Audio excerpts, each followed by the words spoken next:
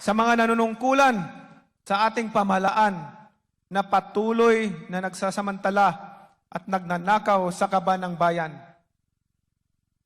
Malapit na kayong magsama-sama sa kulungan. Your time is up. Binigyan namin kayo ng pagkakataon, ngunit kami ay inyong binigo. Naghintay po kami ng mahabang panahon. Ilang dekada na ang lumipas, pero wala ding nangyari. Sawa na kami sa inyong mga pangako, sa inyong mga dahilan.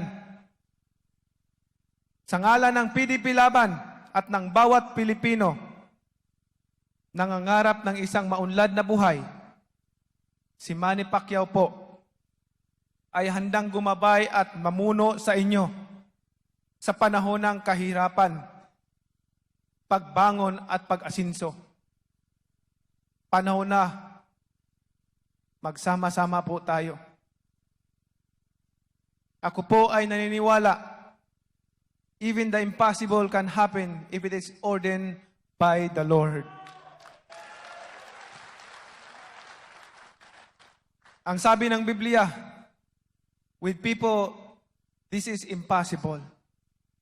But with God, all things are possible.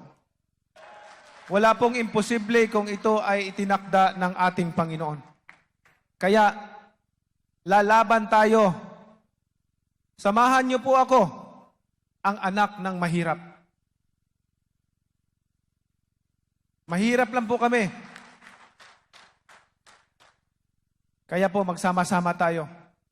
Maraming salamat po sa inyong pagsuporta at magsama-sama pa po tayo sa mga darating na panahon.